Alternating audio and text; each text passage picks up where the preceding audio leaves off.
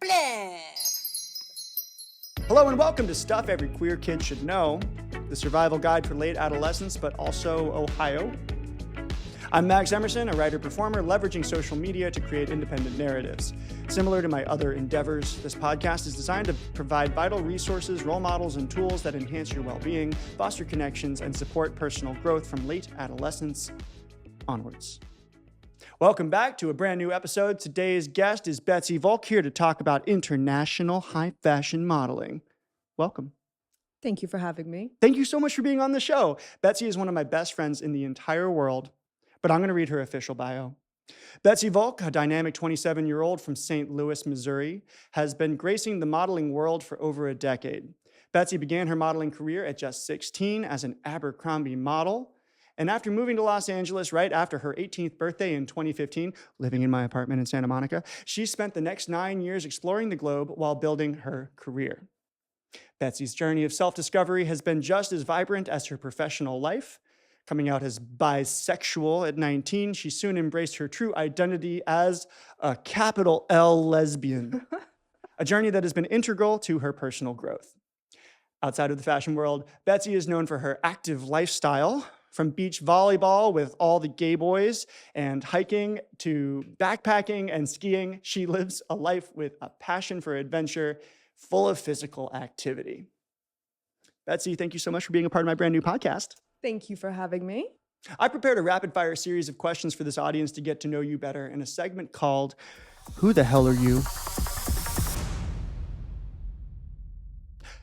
Name. Betsy Volk, Zodiac sign. Capricorn. What are you an expert in? I guess fashion modeling. What is your most favorite animal? Sarge. What is your least favorite animal? Blobfish. How do you identify on the gender and sexuality spectrum today? I use the she, they pronouns, and I'm a lesbian. What is the last thing you ate? Some chips and salsa. How many caffeinated drinks do you take in a day? Too many. Maybe about 3. What is your favorite beverage across all beverage spectrums? Red Bull. Biggest pet peeve?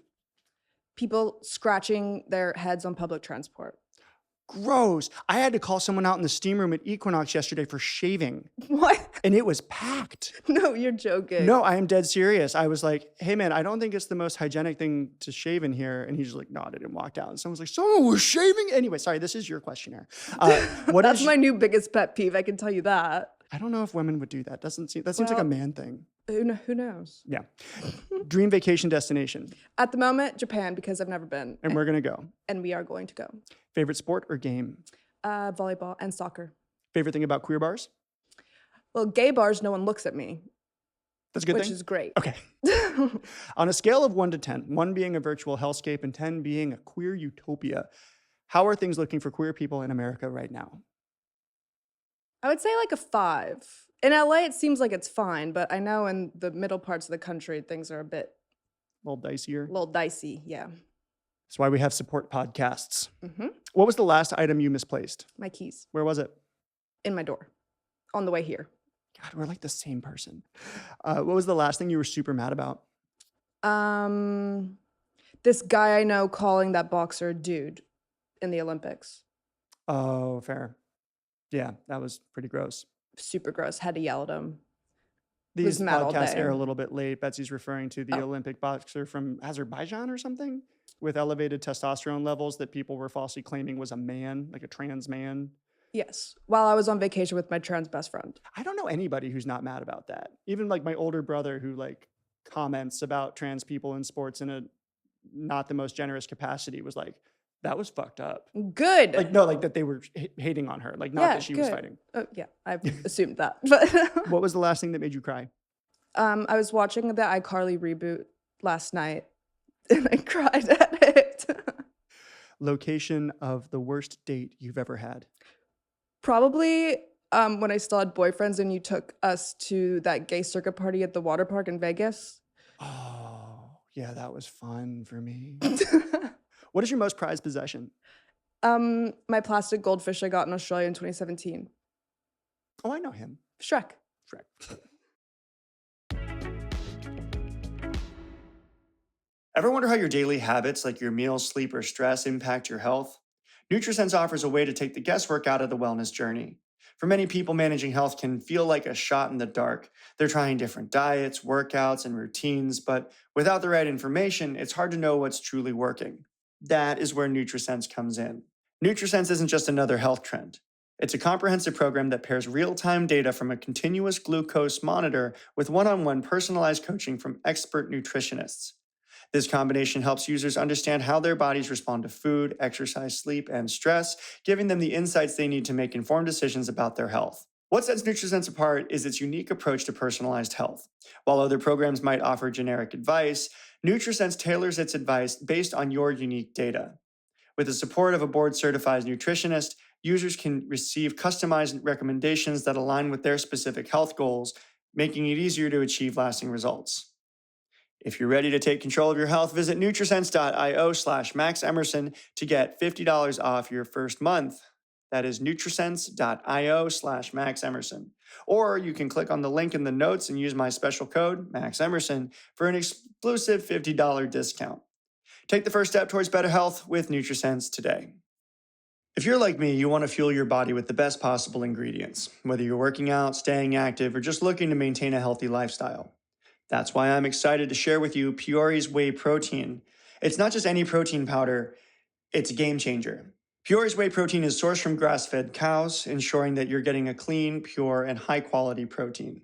What sets this protein powder apart is its simplicity and commitment to quality. There are no artificial sweeteners, fillers, or unnecessary additives, just pure protein goodness with a delicious natural bourbon vanilla flavor. Plus, it's sweetened with organic coconut sugar, so it tastes amazing without all the junk. Whether you're mixing it into your morning smoothies or shaking it up post-workout, Peori Protein Powder delivers 21 grams of protein per serving, helping to support muscle recovery, energy levels, and overall wellness. And for those of us who care about where our food comes from, it's great to know that Peori's Whey is certified by the Clean Label Project, ensuring it's free from harmful contaminants like heavy metals and pesticides. Ready to elevate your protein game? Head over to Peori.com and use my promo code MaxEmerson. That's Peori.com/MaxEmerson. Don't mess out. Head to Peori.com/MaxEmerson and use promo code MaxEmerson today. We're going to get to know you a little bit better, but we're going to take our time. Pressure's off. You passed the first test. This is Betsy's first ever podcast, by the way. Everyone, please give her a round of applause. I'll give myself one. Yeah. You started modeling at just 16. Can you tell us about your initial experiences in the industry and how they shaped your career? Well, initially I was pretty weirded out because I was scouted at a mall in St. Louis. That's how all good stories start. Yeah, just a random, I mean, at least it was a woman. Mm-hmm. But you were shopping. You weren't like at a model search. No, I was pageant. in American Eagle. Okay. And Victoria's Secret. Victoria's Secret was, maybe they should have waited for me to get out of there. But it was a woman that came up to you. Yeah. Did they give you that like Abercrombie recruiter line of like, hey, do you live here? Like in the city, not in like the mall. Stupid. Well, we used to work yeah. as recruiters when we were modeling in New York, and Abercrombie would pay us like $15-20 an hour to run around the city and recruit hot people to go work at the stores. And you would basically clock in the morning, go to your 4 or 5 castings throughout the day, all making hourly money and just like trying to get cute, fun people to work at the store. But they weren't like actual model recruiters like this. Sounds kind of fun. Here's a moment. Side quests. When you're 20, it's a Yeah. So you were a little sketched out by this person, and do you still work with this person? How did you go from there to Abercrombie? So the first time I scouted, the contract was weird and my dad didn't let me do it. So it was an agent? Yeah, agents for 2 separate modeling agencies in St. Louis. So then I initially went with the second one, who then placed me with an agency in Chicago. And then I got Abercrombie through the Chicago agents. Okay. And so then that was your mother agent in St. Louis? Yes. Can you explain how a mother agent works to 14-year-old Betsy who maybe has some interest in being a model and like what to expect if things were to go well? Yes. So a mother agent is the ones who usually they're your first agents. Kind of like a manager. Yeah. Oh yeah. I guess they do take on kind of the role as a manager more so than agent, because their main job is to place you, especially if you're coming from the Midwest, where there's not a fashion industry. Well, not a big one. It's not a main one. There's some, but you know what I mean. So they place you to larger markets, so you get bigger jobs, more jobs, and then They take a cut from the agents that they place you with. yeah, And that's pretty much specifically for the print and commercial industries. yes. Are you still with your mother agent in St. Louis? I am with a different mother agent in St. Louis, who Wow. I've been with them. Shout out Jeff and Mary from Mother Models. Been with them since 2017. Wait, when did I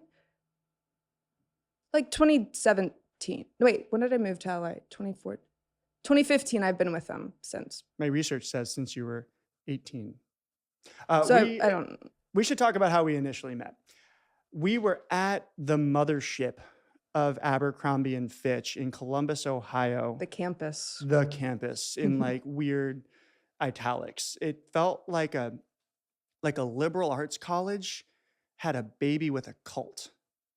Everybody was wearing only clothes from Abercrombie, Hollister, probably Gilly Hicks. I didn't see anyone's underwear. Rule, I think, was still open at the time. I think you had shot a proper campaign for them before at that point, if not multiple. She was their baby. She was like a Bruce Weber favorite. I had shot one campaign for Hollister, and I think it's just because they owed it to me. But we were doing e-com, which is a much reduced rate, but they book you for like 5 days at a time. Betsy was 16. She was just a little baby, and I may or may not have clocked her as not being quite like the other girls. I had a boyfriend who lived in Columbus, so it was a great excuse for me to come out to stay with him. He was doing very well financially and liked cars, so I literally rolled up to this like terrible day rate job in a G-Wagon. So I met Betsy. We were vibing. We were racing Razor scooters around the campus because that's so how people fun. got around. That's how we got to the cafeteria. It was so great. Yeah, that's how people got around at Abercrombie. There's just like wayward Razor scooters all over the place. They're probably like bird scooters now. I'm sure they've updated if they're even still open. Maybe. I haven't been there since 2018. I don't think I want to go back. I have a feeling that if we do, it'll be like a post-apocalyptic scenario. Like everything's closed and cobwebs, and there's just like people in like flannel. It's all torn, like creeping around in the shadows. That would be a good skit. Yeah. Good reel. Abercrombie After Hours. Ooh. That was a documentary, I believe, and it was not the most flattering picture of the leadership at the time. I have not seen that. It didn't go well for a lot of the boys. I can see that. Yeah. I got lucky, I think, because I had a really big mouth on me. And I had like a blog at the time and all these things. So I also, like, I was skinny. I was like a little Hollister boy. I wasn't anybody that they were going to, like, I don't think I was really their type anyways. But I think that they just knew I had too much of a mouth on me to try anything funny. Like, they made us do acting classes before the actual shoot of the campaign. And I was making like the breathe deeper jokes with the boys. So like I think I was already like cracking jokes about sexual harassment and stuff. I see. I thought that the acting classes were fun. They are fun. I had a great time, but and I think that the synchronized dance they made us learn. I don't think I had that. They had us dance. Okay. It was funny. To get you like feeling like a team. I guess so. The highlight from my shoot is that they had a whole kiddie pool, like a little plastic one full of chocolate lab puppies. Yeah, they had different puppies every day. Mm-hmm. We had labs, golden retrievers, what's the Australian Shepherd. That's awesome. I guess a couple Full others. fantasy. Yeah, it was fun for me. Did you ever get any feedback from Bruce? Like he obviously loved working with you. You worked every day for Abercrombie for a while. Well, not with Bruce every day. I shot e-com with them. But I feel like you were like in the highest tier of their model. Like they used you for everything. They also had my buddy Adam that they used for a while until he tweeted something racially insensitive and then just cut ties entirely. Oh, yeah. Wow. Oh, wait, that's my camera, right? Yeah. So I got some feedback from Bruce because I would sit next to him at lunch and ask about filmmaking and all these things because I was a film major. What did he tell you? He told me that I was absolutely beautiful when I shut the fuck up. I actually have a painting that my friend made that says sometimes it's better to shut the fuck up.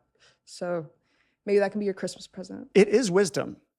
And I think it's served me. I took the advice in some capacity. This is not the place for that advice, but there are times when I think it's saved me from losing a lot of opportunities. Yes. can see that. So I kidnapped Betsy in Columbus, Ohio, and took her out with me. She met my boyfriend. We were hanging out. And Betsy was one of those people that I just knew from the very beginning that she would be one of those people that I would just bump into in different cities all over the world. Like, I'm just going to randomly see you at a casting in Shanghai one day in 5 years. And that's Well, I haven't what I haven't happened. made it to China. We Other haven't done Asia places. together. But I mean, Australia. you were my wedding date for an Australian wedding, just happenstance. She showed up at my door once in Los Angeles and crashed that spot for 4 months. My I neighbors lived in the complained because she was doing living CrossFit workouts inside the apartment on the second floor. with my personal trainer. He was so confused. He's like, you sleep here in the middle of the living room in a... We should explain that. Okay. Oh, yeah. That So- sounds weird. Yeah. Well, when I graduated college, I went abroad and came home broke, but then booked a tampon commercial that ended up paying like $60,000 because that's how residuals used to work before things all went non-union and people stopped getting paid for things. Yeah, but I used that money immediately to pay off my student loans, and then I got an apartment in Santa Monica, a 1-bedroom with high ceilings, and a 4-bedroom place in Brooklyn with 3 straight male models. So I had Crashpads in both of the cities. And then I built this like ninja lofted dojo bed, like a pod hotel sort of thing in the living room. With roll-down curtains. Yeah, so there's even like a private space under it that you can make, but there was like a bed up at the top with like, I don't know, 2 or 3 feet of headroom. And that was the size of my first bedroom in New York. Yeah. I was used to living in New York at that point and model apartments and things like that. And I figured, well, if a model's going to be paying $900 a month to sleep somewhere like that in West Hollywood with questionable situations, why not just crash the living room for 40% less, house sit while I'm gone, try to keep my plants alive? I did. Yeah, and it was a I great think. thing. It lasted for like 8 years, the place. It was really cool until I moved Andres back out to LA. And then we were there full time, and it was like, okay, maybe we should live like adults. It was fun. I had a great time. It was a moment. It was a real moment. The place was actually kind of cursed, though, because people would just pile in. I mean, there'd be like 3 people living there at some point, and then I lived there with 4. really, There was 3 of us in the living room. whoa! I was probably in New York full time at that point. I would just like Yeah. come back and crash.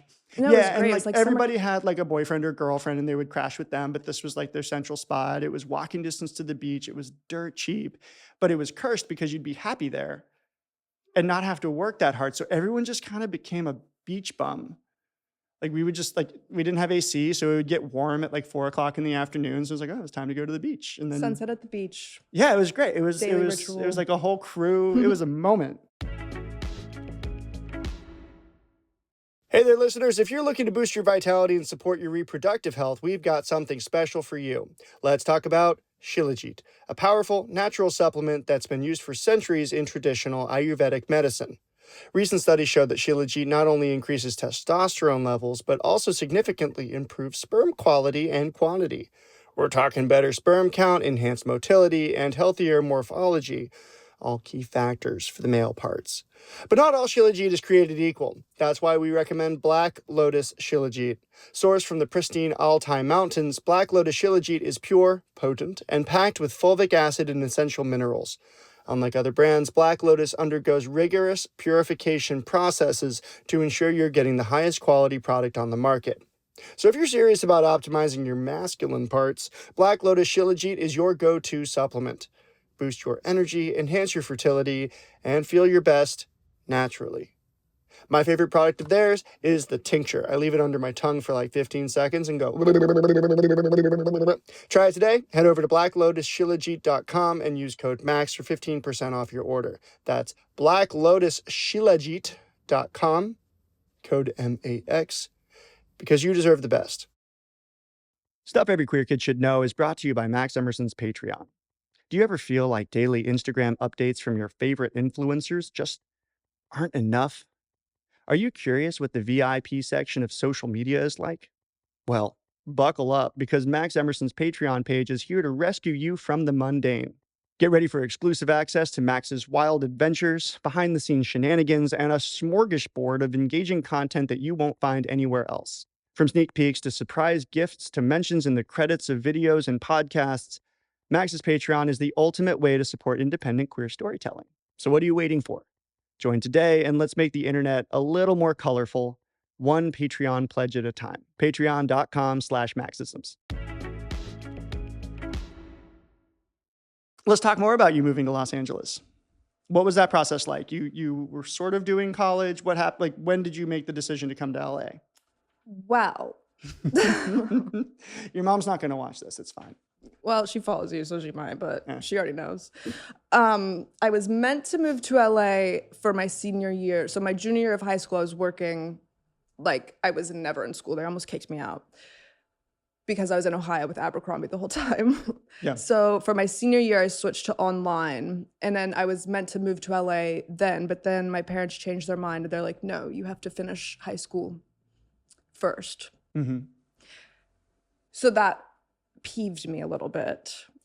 So the day after my last final, which I ended up having to extend my college because it was self-paced and I just simply didn't do it. Mm-hmm. So I had to stay a month longer and I did all 5 classes in a week Mm-hmm.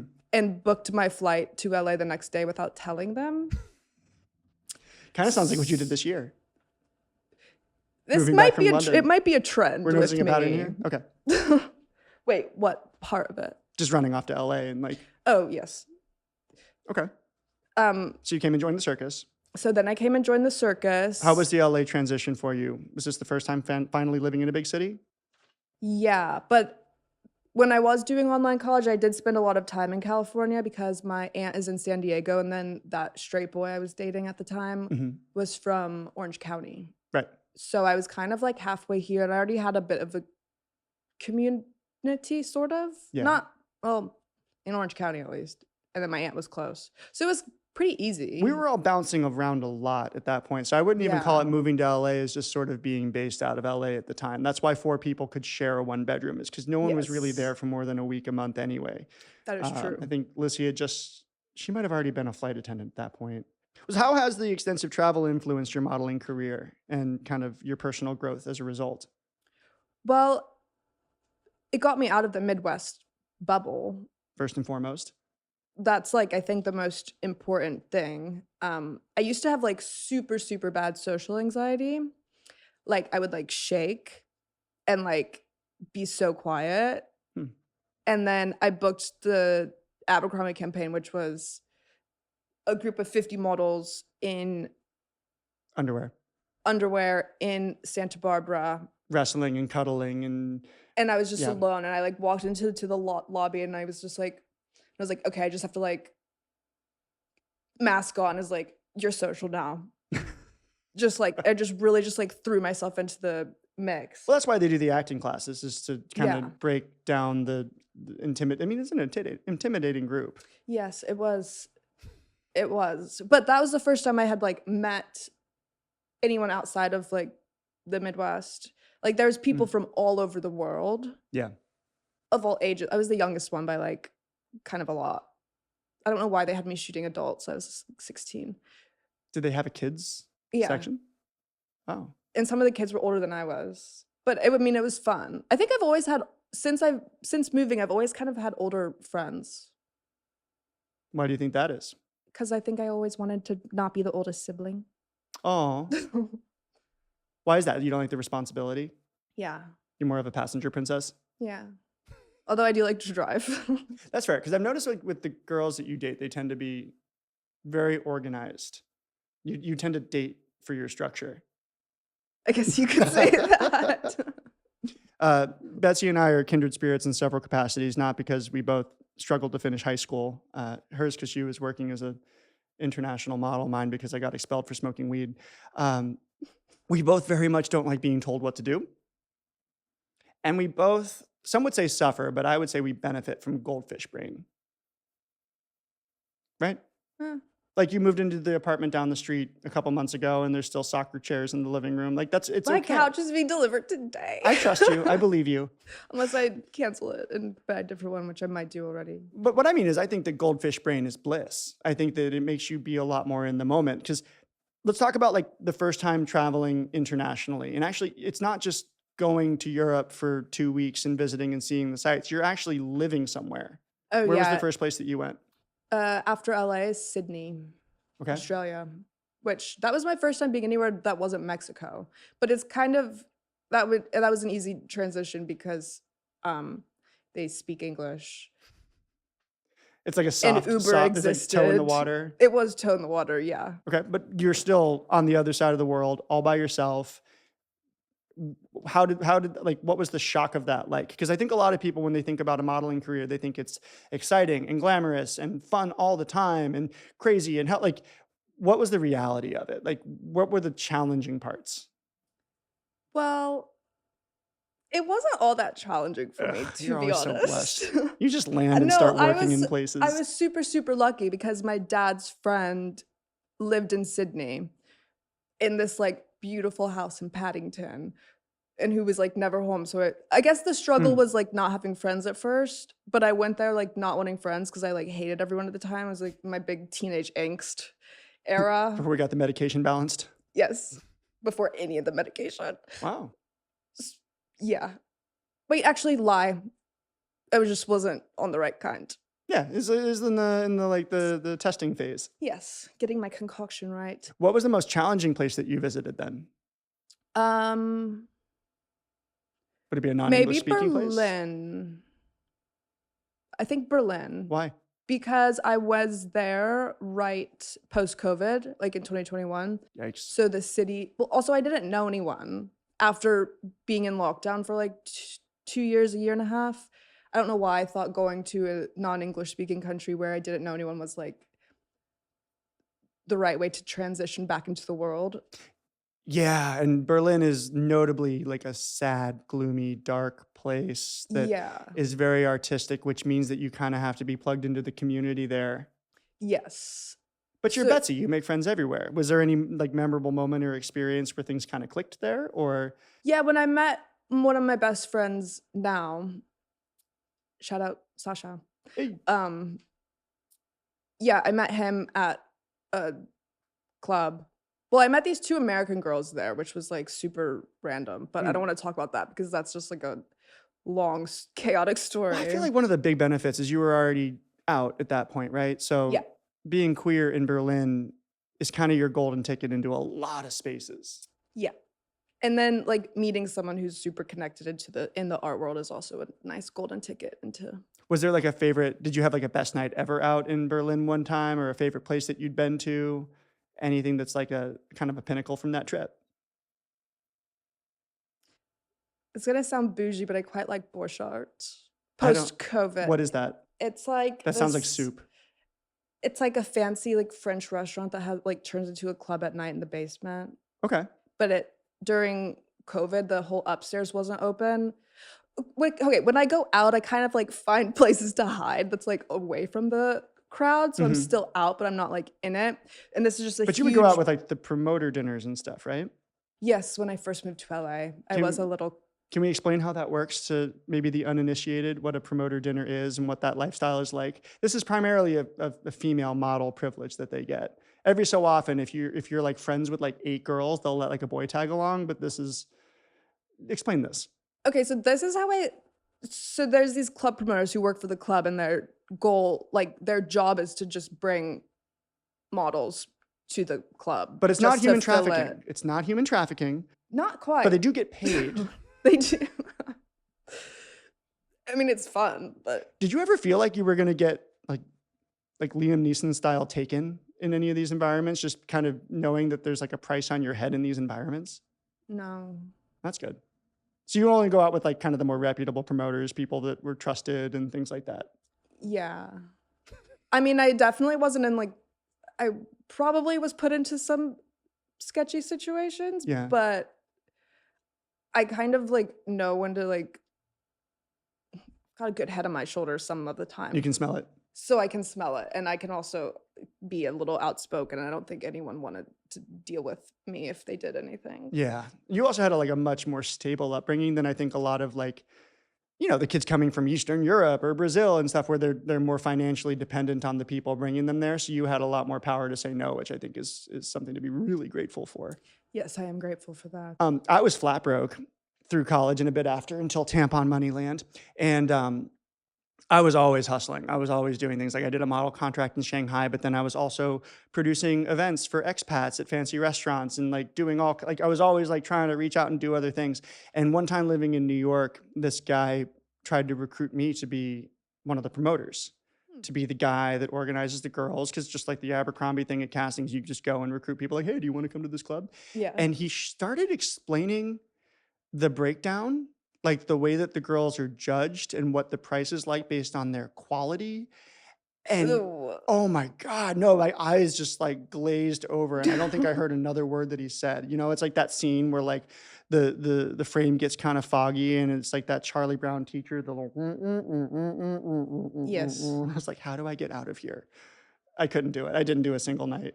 I don't think I could be a promoter either, but there was a period of like 6 months where I did enjoy being a bimbo that just ran around and got free food. And this was also before really you were out. Like you were kind of still Yeah. dating boys at that period. So do you think that like your personal identity and your sexuality has kind of like played into, I don't know, the ways you entertain yourself when you're abroad and the ways you connect with people and things like that? Yeah, for sure. Now I'll usually, if I'm not dating anyone, just like go on Hinge or Raya and like make friends that way. It's a little more chill. There's like a little bit less like validation seeking maybe in that capacity. Yeah. Because that's how I felt at least. Like when I came out, is I no longer not entirely needed. I felt less of a need to prove myself, Mm-hmm. and I was just more comfortable being myself. I didn't need as much the like. I mean, I went to college in Miami, so it was a very similar environment where it's like, oh, I don't need to be living this MTV fantasy every night. I can just do my thing. Yes. Hmm. I agree with that. This is such a coming of age interview. I know. Let's go to the modeling thing. What kind of jobs have like really made you love doing this? Is there a specific project or job or campaign that has been meaningful to you? Well, I just had my first Pride campaign this past year, Ooh. which was berries, which was super cool because I'm like sporty, you know. Andres was really jealous of that. He Really? loves berries. Truth be told, I cannot do berries classes anymore because of my ankles. Oh, so you're a poser. I was a poser. You're a fraud. I was a fraud. But they do offer cycling, so I could do the cycling. I just never have. So what was it like shooting a berries campaign? Did you have to do a full class? Like, did you have to run No. 4 miles? I did like 5 minutes of a class and I was so sore. Well, they didn't even end up using the video, maybe because I did all the exercises wrong. Because it was the day after. So Well, you know you have to lift with your back. yeah. Well, it was like squats and stuff. And it was 2 days to shoot. One was stills and then one was video. And it was the video part where I had to do the class was the day after we ran. And I said I wanted to run 3 miles. And then you heard that as 3 miles out, 3 miles in. Oh, So we ended up running like 6. And I was so sore that I couldn't like squat or anything. Well, really, that's your fault because you should know that gays can't do math. Well, I'm gay too, so I can't do math either. Well, I guess it's like a mutual thing. We were having fun though. Yes, we were. So I sent you in super sore. Yeah. Well, I also sent myself, I knew we were like going over 3 miles, but I was like, I feel great. I'm just going to keep going. I'll be so fine tomorrow. Nice. I feel like your most memorable project is kind of one, like just the most recent one that you're happy about because you've done some really impressive ones. I would say Patek Philippe, the crazy high-end watches. Okay, yeah, I forgot about that. No, I didn't forget about that one. What was that one like? That one was so cool. That was the first one where, like, that's the biggest job I've done. And that was the first one where I was like the real star of the show. Like at one point, well, also we filmed it during, it was still COVID as well. I mean, it was 2021, but like hotels and stuff were still shut in London and like office buildings. So we were able to shoot it in I guess we, because I was a part of it, but in like the coolest locations. So the whole. Because they were totally empty and available. Yeah, so they could get them for cheap. And it was so cool. We shot at the top of the Shard, which is, I think it's the tallest building in London. Something like that, yeah. One of them, I don't even know how many floors it is. Working during COVID was really strange because, yeah, there was less work, at least in like the group shoot capacity, like the proper productions. Maybe not for you because you just always work. But I thought it was really interesting because not only was like kind of the haves and have-nots on full display during COVID, but you feel like royalty being talent on camera at a production during COVID. That's true. Because they have to behave really differently. Like you're the only one who's allowed to take off your mask. Oh, I'm sorry, I can't put my mask on because it'll ruin the makeup. And like I noticed that on acting jobs too. People were such divas about it. Like it was very much a flex. I hated wearing masks, so Yeah. no. Okay, that I think was just about bad. everybody hated wearing masks. Let's be real. I was fine with it for like 6 months, and then my skin turned on me, and then I just started breaking out from masks. So it was great on jobs when I didn't have to wear them, depending on what job it was. You lived in London the longest, right? Yeah. Of all the international places. For the better part of 5 years. Why did you pick London? I liked it the most at first. And then, and also I was busiest work-wise there. And, oh, another big part was that my parents were in Europe. So I had a weekend escape to Switzerland, which is like the best place on earth. I think London's a fantastic place to make a home base for at least a few years, because then you can do all those cheap flights. I don't know if they're still as cheap as they used to be. They're not as cheap as they used to be, but you It can used to still be get like them. $20 to pop over to Italy, or like it was cheaper than the trains. They're still cheaper than the trains, but it's not what they used to be. Post-COVID is different than pre-COVID, sadly. Fair enough. But yeah, I love London. It's a great city. It just, after a while, the weather weighs on you. Weighs on me. I've come to learn that I'm very sensitive to my environment. So when it's getting dark at 4 p.m. and raining and gray every day, I am also gray every day. Well, yeah, and then the culture is just surrounded around having drinks at the pub after work. So like the only time you're outside also involves alcohol. And now it's just like it's fashionable to have bags under your eyes. Betsy came out in the wintertime last year to LA from London and sort of just never went back. No, I didn't. We were traveling a lot, so she kind of just dog sat most of the time or stayed with friends, and it was supposed to be like a 3-week trip that turned into 6 months, and then I went back. I mean, I moved back to London and I was there like a week, and I was like, I can't do it anymore. I was like, gotta go. Is there any place that you would want to live still? Do like a year or even a 3-month contract somewhere? Japan. Okay.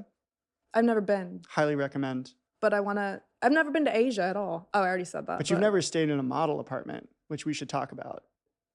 No, not really. I did stay in one in Milan for... I guess you could count the Santa Monica place with 4 people in one. That's that's pretty extreme. Yeah, but it was like more fun. What's like the dingiest housing you've had to put up with? Because most of the time, I feel like Betsy's been lucky. For most models, even the high-end fashion models, you go to a city and like the agency is paying for your expenses up front, so they're trying to keep the cost down as much as possible. In Miami, I think Wilhelmina's was at the Mondrian Hotel for a long time, which sounds really cool, but then you go in and there's 6 bunk beds in one room. And I don't know about the girls, but models are gross. And a lot of them are flat broke coming from countries where they're sending all their money back home. So like you gotta like, I mean, I had like when I was doing a contract in Shanghai, like all of my Chinese knockoff underwear, like all my brand name underwear got stolen. Like even like, I'm not even like hating on Eastern European countries or like Russians. It was like a German dude. Like he went home and after he left, I like went through my stuff and like all my name brand stuff was missing. I am really lucky that I never... The things that were stolen from me got stolen when my friend was subletting my New York apartment. Well, there's a lot of urban legends too about, well, yeah, that's just New York sublet life. There's also a lot of urban legends about the girls in model apartments being real saboteurs, like putting Nair in the shampoo bottles and things like that. Did that ever happen to like a friend of yours or anything like that? Or is that just a myth? So Not that I know of. Okay. I mean, I've heard the myths, but I don't know. I mean, I'm sure it has. Just no one that I know of. Okay. So we're in the lucky bubble then, because I have not had anyone actually confirm if it happened to them, but it's always like someone I was living with. So I can't confirm or deny that one. Yeah, me neither. I wish I could because I'd love to know. I don't want to be on. Well, you probably wouldn't see them at castings because they're probably not working. That would be so unfortunate. Yeah. I feel bad if that ever happened to you. I'm trying to think of like the things that I would do if I really hated someone and wanted to sabotage them for jobs. And like Nair in a shampoo bottle would not be the first thing that I thought of. Like that's really creative. But Well, now I'm thinking of what I would do. so the industry in general has changed a lot. It used to be, it's kind of like surfing. You should have been here yesterday. Tokyo used to be this massive money market for European and American models that they could just go, and in 2 months they'd come home with $80,000 in their bank account. But by the time I got there, it's like, maybe you'll make a profit. Like there's no minimum guarantees anymore before you go. You're kind of Yeah. just going for the experience at this point. I did the math when I was living in Shanghai, and it's once you book a job, not including castings and all that, when you're on set, they pay per hour there. After agency, it came out to $50 an hour for being on set.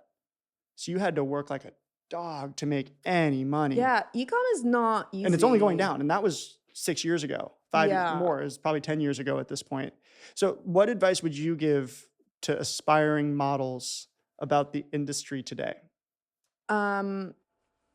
Don't let if you are able to fund flights and accommodation yourself, don't let your agency pay for anything. Mhm.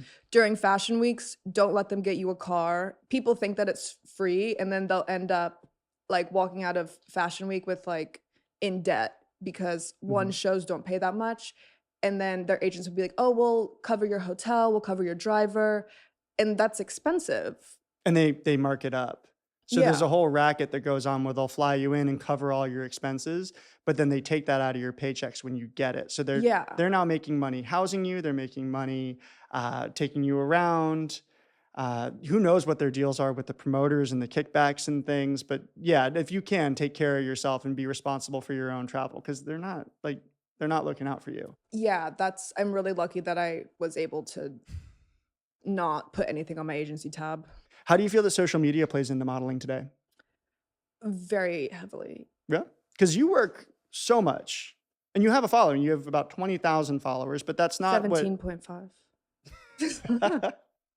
I think it just went down yesterday. But that's not like enough money to make not enough to make money as an influencer or anything Yeah. like that. But do you think that that's helped you get jobs? Do you I feel like what's really cool about what you do is that you get to have this amazing creative career, but you don't have to be an influencer. Like that's not what you do. That's its own job. Like you're Yeah. not an on-camera personality constantly, writing sketches. Like you use social media just to screw around with your friends. Yeah, I do that. I mean, having a bigger social media following would help me. I think I would definitely get more jobs because a lot, especially in LA, a lot of people, actually, I mean, kind of everywhere. But you work despite that. Yeah, Why do you think that is? because I'm cute. Brat summer. So on that note, how do you manage to stay grounded and true to yourself amidst the glamour and pressures of the modeling world? Uh, What a segue. I touch grass a lot. Hmm. I hike a lot. Get outside. Yeah. Just exist in the real world. Yeah. And I honestly think that's part of why you work despite not having this massive influencer following, is because you are grounded and your whole life is not digital. And there is a balance to that. I think sometimes people put too much emphasis on the online personas. I certainly do because it's my bread and butter, but I don't think it's the only way to have a career in the Yeah. creative industry. I mean, actually, now I think it isn't about obviously it plays into it, but it's about just like being interesting on the internet. Just being interesting in general on the internet. So like, even if it's Like being outspoken about things that you care about, not just like Hmm. a lo- posting for like likes, I guess. yeah, a big trend I've seen is it's less leaning into kind of the superficial aesthetic things, which it's hard because if you're a model, you still have to sell whatever glamorous fantasy that people book you for. But the real attention on the internet is going towards just people nerding out about stuff and sharing things that they're passionate about. And that passion is addictive. It is. I love TikTok. What talks are you on? Well, right now it's like Polititalk. Polititalk. I don't think anybody can get away from that one right now. No, but I'm enjoying it. And then also I'm on history talk. Okay. I love those. I'll literally stay up till like 3 o'clock in the morning just watching like random facts about history and like Like good history or like weird junk history channel, like Egyptians and alien stuff? Both. Depends on how late and how bleary you get. Yeah. There's this like makeup history girl that I really like. I don't remember her name because I don't know anyone's. Makeup history? Yeah. That's cool. It's I yeah. used to be pretty wild with that stuff. The men too. Yeah, she like goes and like she made like what is it, lead makeup? Just for fun. She wore a mask and everything. Okay. But she goes into like the science of it. And then she recreated like the first ever lipstick that they found in like ancient, like a tomb in Egypt. And she like bought all these minerals and then just like, whoopsies, crushed them all up. I said I didn't talk with my hands and I just punched the mic. Fair enough. Yeah, so she recreated the whole thing and it was really cool. It was like a 5-part series. I watched all of them. How long is each part? Because I always like, think of TikTok as like 15 seconds. Is it longer? No, it's longer now. You can make long. I think you can make them up to 10 minutes. Oh, wow. Yeah, because Andres had COVID a couple weeks ago and he was just kind of scrolling aimlessly. And I'm like, oh, just start a TV show or something. And he's like, nah. But then he ended up like, I guess if you just flick through enough on TikTok, you'll end up just watching a movie. Yeah. Like it just becomes like 10-minute clips of TV shows and movies that you watch in order. Yeah. Which I do not understand. Honestly, I don't have a brain for TikTok. It doesn't goldfish hook me. Goldfish brain. I mean, Instagram gets me. Other apps that can remain nameless have a very addictive effect on me. But fortunately, I don't have like religion doesn't get its hooks in me. Gambling doesn't get me. TikTok didn't do it. I don't know what it is. Maybe I just didn't give it a shot. It took me a while. I mean, I don't think I'm not going to try. I don't. No, I don't think you should because I would definitely be more productive if I wasn't watching TV shows broken up into 50 parts on TikTok. So what is next for you before we fight? What are you excited about in the upcoming year that you want to share with people or? Furnishing my apartment. Okay. Because I don't have furniture. I guess we should preface this with when Betsy was straight, quote, I don't know if that's the right way to phrase this. When you were dating boys, I always thought you were kind of a fuck boy. Like she would just break these boys' hearts. They would follow her around like little puppies. And she'd be, I mean, you weren't terrible to them. Like you weren't like, oh, nice. buy me things. You weren't anything like that. You would, go play volleyball and stuff. But like they would just be at your beck and call. And I was like, she's a fuckboy, or she's like, I just didn't care. Well, and then when you showed up and you're like, oh, I have a girlfriend now. I was like, oh, that was it. But then the same thing was happening with the girls. It doesn't make me sound naughty. I don't think you're aromantic or anything, because you definitely like you catch feelings and all those things. But I think it's the you are AD kind of like the lesbian version of a dom top, and I think that's just kind of like what your apartment currently reflects. You've got like beach chairs in your living room, and like I mean the bed's not on the floor. No, I have. But it's like the apartment that if you walk into on Grindr, you're going in there and you're like, ew, this is disgusting, but the dick is gonna be good. Well, I haven't had any girls to my apartment Yet. besides my 2 friends. They made fun of me. Don't worry. All right. Well, I think if you do have a date over, you should have like a survey that they can fill out. Rate my crib. Rate my space. Like a room rater situation. Do you remember Room Raiders? Are you old enough for this one? Well, my parents didn't let me watch like MTV or anything. Okay. So this was back in like the toxic era of MTV where they would have like Next. If you're familiar, they would like Next people and then like the next date would come off the bus. And it was very judgy. And it was kind of like that peak Abercrombie too much of the wrong stuff era. Got it. And Room Raiders was one where like a girl would go through 3 guys' rooms, or vice versa. A guy would go through 3 girls' rooms and just go through all their stuff. They would basically like, they would say they would want to be on the show. And if they were selected, they were not notified. They were like kidnapped from their homes at 7 a.m. Like they were woken up and told to leave. And I'm hoping that they would like go through beforehand and like remove any scary stuff. But I don't know, because I would assume because it wasn't on camera. But basically the girls would go, or the people would go through the rooms and judge you based on what your bedroom was, because it was teenagers and living at home. And they would, they'd go through your underwear and they would pick who they would go on a date with based on their room. That sounds like a show I would watch in 50 parts on TikTok. It'll probably make a comeback. It's one of those things that will definitely resurface unless it's just so problematic that we'll never see it again. I don't No, really that sounds know. like I would love that actually. But maybe that would be a good thing to have in my apartment. Well, thank you for being on my show, Betsy. Thank you for having me once again. As always, here on Stuff Every Queer Kid Should Know, we like to end on a low note with a segment called Fight Me.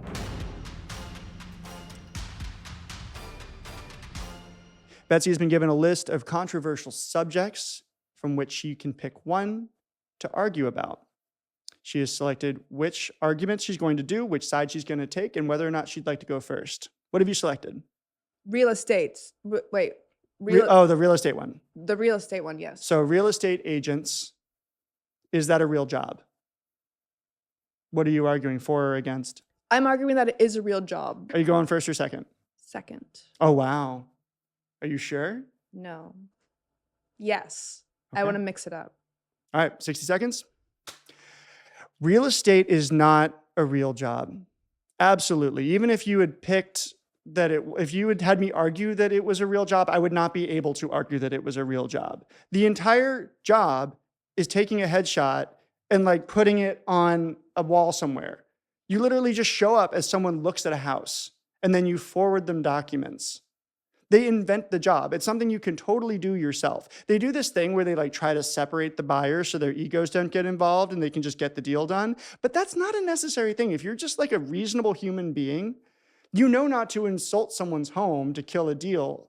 Like, it's not a real job. You don't do anything. Like, you don't sign anything. You don't, like, it's 6 weeks of school. Can I interrupt you or do I have to No, wait? you got 60 seconds to tell you how this is not a real job, Betsy. If you want to do it, that's fine. I think you just need to know that what you're doing is an imaginary profession. That's fine with me. I model. It's all right. Your time starts now. It is a real job. You could be on reality TV shows. Okay. So that's 2 jobs in one. Then if you sell a really expensive house, you can just get like 500 grand, $1 million. Great. Least amount of work with biggest profit if you get lucky. And then you just have to be charming, show up. And also it is a real job because like at auction houses, they're basically an auctioneer. Like people could just sell their stuff on Facebook Marketplace, but they bring it to auction, they bring it to Christie's because they can get more money for it. It sounds like you were just kind of proving my point, but we're going to have to agree to disagree. Thank you so much, my friend. You're welcome. If you like this show, don't forget to share it with your friends, subscribe on all of the channels, and give us a 5-star rating. Don't make me beg. I will beg. Yeah. Say goodnight, Betsy. Good night, Betsy and Max and Sarge. Thank you so much for listening to this episode of Stuff Every Queer Kid Should Know. This is a Wellness Loud production produced by Drake Peterson and Jake Wachtel. Additional production by Cass Falding and Chantilly Toison. The episode was recorded by Jason Siegel, Mun Singh, edited by Jesse Trout, and mixed by Mike Fry. Music by Tom Goss. If you like this show, don't forget to share it with your friends, subscribe on your preferred channel, or all of them, and give us a 5-star rating. It would be super, super helpful. Thank you so much to all my Patreon subscribers. You are credited in the show notes. Thank you for listening. See you next time.